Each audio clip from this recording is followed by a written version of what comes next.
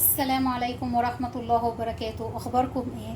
النهاردة هنعمل وصفة حلوة جدا مع بعض، وهي وصفة السمك السنجاري، وهنخليها طعمها احلى واطعم من اي مطعم بنشوي فيه السمك السنجاري او بناكله منه. نبدأ نقول المكونات.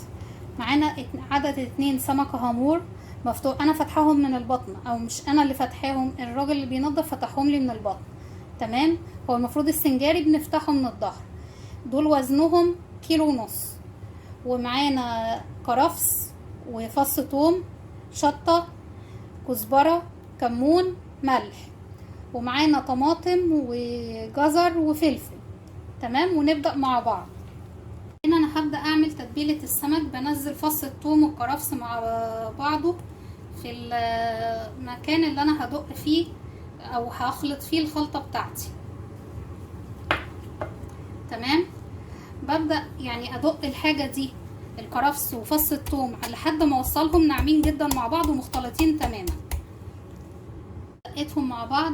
ببدأ انزل عليهم بالكزبرة والملح والكمون والشطة. تمام. وطبعا ده على حسب رغبة كل واحد في تظبيط الملح بتاعه وفي تظبيط التتبيل بتاعه. يعني انا هنا يعني بحب استخدم الملح البحري، اولا صحي، ثانيا يعني مش بيدي الملوحة او الحدوقية للاكل، يعني بيبقى مظبوط. تمام. يعني معلهوش اي اضافات كيماوية تانية. بنزل هنا برضو بالكمون. انا نزلت الكزبرة الاول، بنزل بالكمون. انا بحب الكمون زيادة شوية بالنسبة للسمك.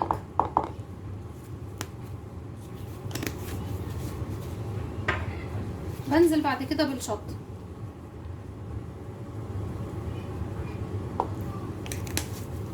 تمام. بخلط الخلطة دي ونشوف هنتبل بيها السمك ازاي الاول، ونسيبه ساعتين في التتبيل ده.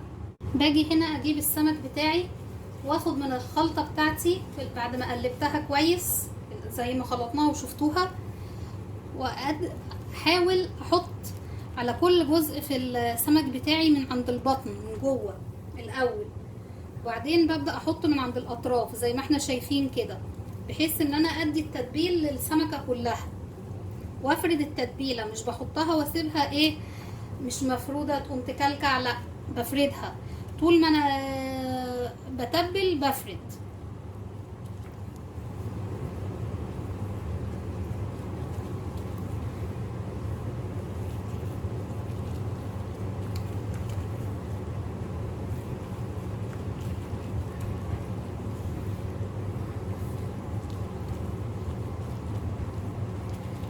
كده انا تبلت السمكة الاولانية بتاعتي تماما. بلف الصينية وهاجي اتبل السمكة التانية.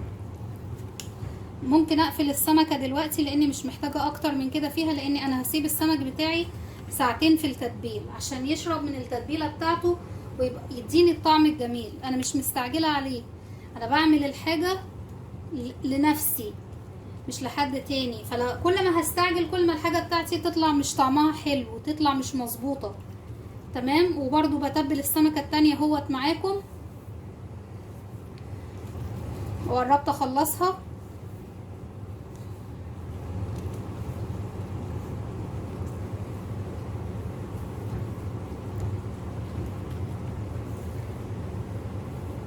انا ضفت للخلطة بتاعتي هنا كرفس لانه توفر عندي وبيدي طعم جدا حلو للسمك، سواء بقى مشوي، مقلي، سنجاري، مشوي برده، اي نوع الشوي اللي هو كان مشوي.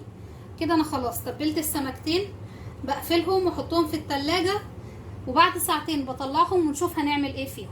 هنا بعد ساعتين من تتبيل السمك. تمام. وقطعنا الخضار بتاعنا سلايسز او جوانح او جوليان ايا كانت، وقطع طماطم الشيرة انا مجهزاها، هنزلها قطع زي ما هي بس في النهاية. دلوقتي هنبدأ نشوح الخضار بتاعنا دوت الاول، لاني انا محتاجة اشوحه وبعدين اسيبه يبرد واجهز السمك. خليكم معايا. هنا بجيب طاسة غير لاصقة، بنزل فيها بمعلقة زيت زيتون زي ما احنا شايفين كده، بس معلقة كبيرة شوية. بخليها تسخن بواقي التتبيله بتاعت السمك اللي هو الثوم والكمون والملح والكرفس، انا بنزله هنا عندي زي ما احنا شايفين كده.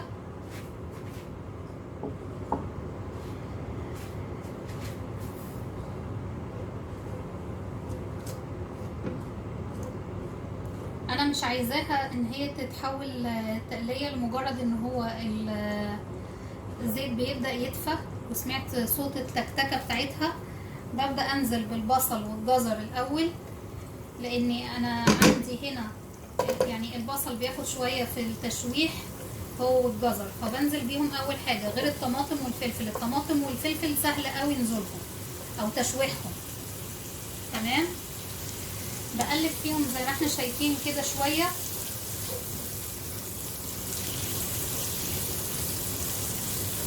وارجع اول ما يبداوا ياخدوا لون التتبيل اللي انا عايزاه. انا بكمل تقليب اهوت وانا معاكم. بصراحه يعني لو اقدر انقل لكم الريحه بتاعت التتبيله ديت انقلها لكم طبعا. الكرفس مديها ريحه روعه. تمام، هنا خلاص الخضار بتاعي دبل بالشكل اللي انا عايزاه. انا مش عايزه اسويه او اهريه في السوا، فبنزل عليه بالفلفل زي ما احنا شايفين كده وبقلبه برضه.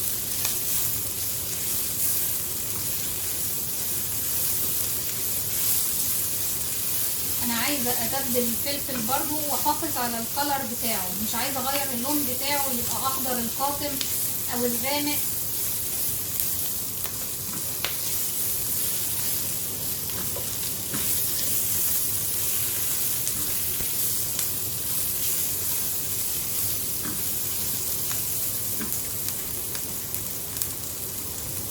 بنزل الطماطم الشيرة بتاعتي بس بعمل تغريز فيها بالسكينة بسيط عشان تنزل المية للخضار بتاعي.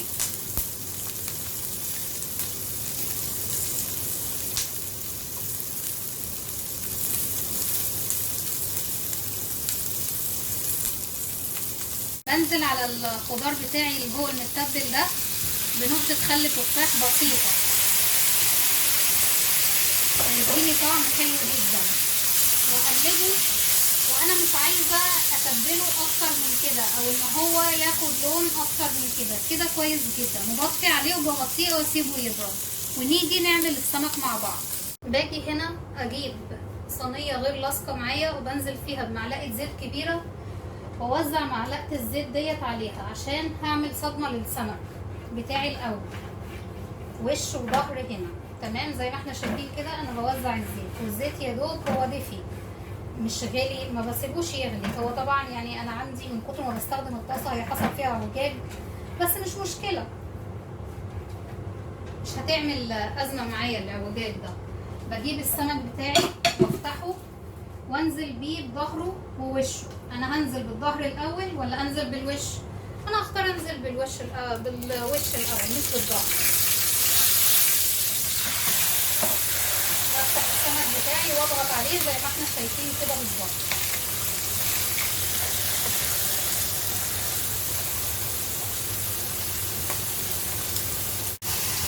انا ليه بقى ادي الصدمه ديت للسمك قبل ما ينزل الفرن؟ عشان اقدر اخد لون فيه يبقى حلو، وان هو ما ينزلش ميه وانا مدخلاه الفرن اساسا، يعني يكمل سواه وياخد كلر حلو من على الوش. تمام، اوريدي السمك بيبقى فيه نسبه ميه، انا بحاول ان انا يعني اصدمه وان هو ما ينزلش ميه معايا، وبضغط عليه زي ما احنا شايفين كده بالظبط، وبحرك الصينيه عشان تبقى مقربه للنار من كل الاتجاهات اللي هي تخص السمك.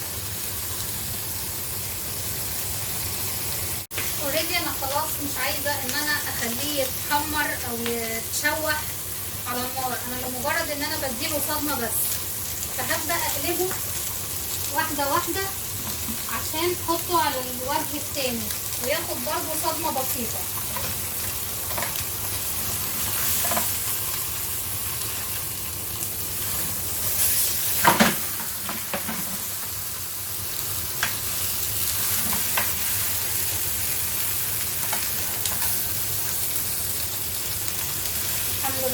بالصدمه اللي احنا عاوزينها، وهنحركه برضو ونشوف ونكمل مع بعض. خلاص كده السمكه بتاعتي خدت الصدمه من الوجه التاني. برفعها من على النار على ورقه فويل زي ما هنشوف كده دلوقتي. انا جبت صينيه الفرن وغلفتها بالفويل، وجهزت ورقه فويل منفصله فوقيها عشان ارفع السمكه عليها اوريدي، وهرفعها زي ما هنشوف كده.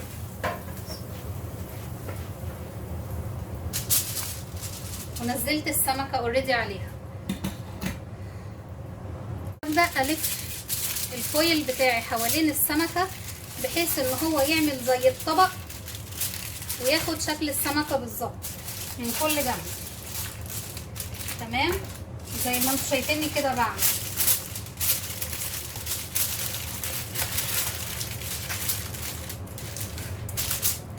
بلف الصينيه بتاعتي واعمل الجنبين التانيين برضه.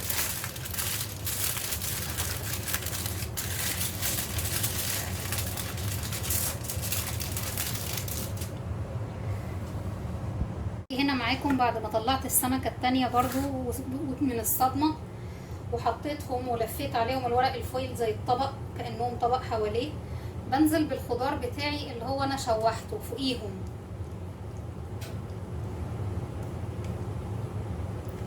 وبحاول افرده بقدر الامكان زي ما احنا شايفين كده، عشان لما هينزل هو صوص عليهم هيدي طعم للحم بتاع السمك حلو جدا. في كل جزء من السمكة بحاول اغطيها، وبرضو السمكة التانية بعمل عليها نفس الخضار.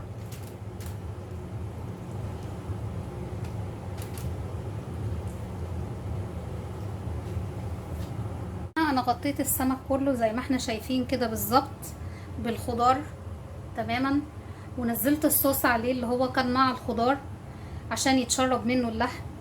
وكنت مسخنه الفرن على اعلى درجه حراره، بنزلها لدرجه حراره 200 حاليا، وادخل السمك على الرف الوسط. بالنسبه للشوايه، الشوايه دي في اخر 10 دقايق فقط، لاني انا لو دخلته من تحت الشوايه الخضار اولا هيتحمر والسمك وشه هيتحمر اكتر ومش هيستوي. تمام، خليكم معايا. وهيقعد في الفرن تلت ساعة تحت درجة حرارة 200 الفرن من تحت.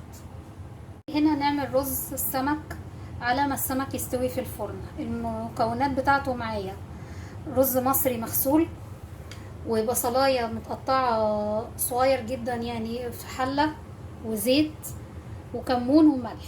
تمام، هنا نحط الحلة بتاعتي على النار، بنزل عليها بمعلقة زيت معقولة، مش كبيرة او صغيرة او وسط. تمام، واقلب فيها لحد ما البصلاية تبدأ تاخد اللون الذهبي الغامق شوية.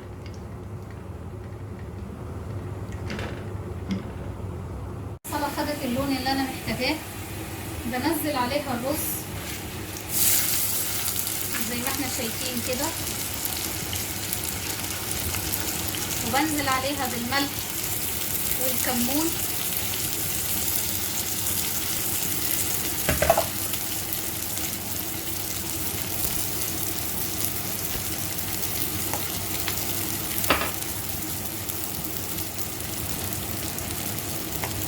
واقلبها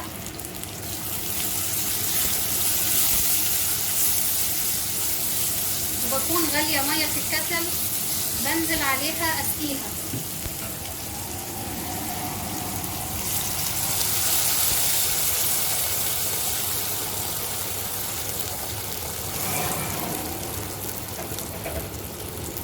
واديها تقليبه كمان، واغطيها واسيبها لحد ما يتشرب ان شاء الله. وابص على السمك بتاعي في الفرن. السمك بتاعي قدامه بالظبط 5 أو 6 دقايق عشان يكون استوى يعني كليا. فاضل بس ان هو ياخد وش احمر من على الوش فوق، وده هيبقى تحت الشوايه. خليكم معايا. هنا انا السمك بتاعي طلعته بعد ربع ساعه بالظبط من الفرن، لاني عايزه ارش على السمكه الصغيره يعني جبنه موتزاريلا وجبنه شيدر، والسمكه التانية هسيبها سنجاري عاديه زي ما احنا شايفين. تمام.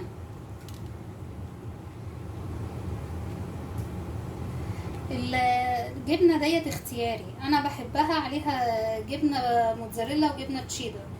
في ناس تانية تقولك لا انا ما بحبش الجبن مع الاسماك. لا، هي الجبن حلوه مع الاسماك، بتدي طعم حلو بس، انما مش ان هو تشكيل او ديكور او كده، لا هو للطعم فقط. هي طعمها جميل من غير موتزاريلا ولا اي حاجه، بس دي اضافه انا بحبها. فبالنسبه لكل واحد وذوقه في الاكل، دي يعني اختيارات مش شيء اساسي. وجبنه الشيدر انا مش بحط يعني قطع كبيره، لا ده قطع صغيره قوي يعني يعني تدي لون وشكل للتزيين مع الجبنه الموتزاريلا مش اكتر، زي ما احنا شايفين كده.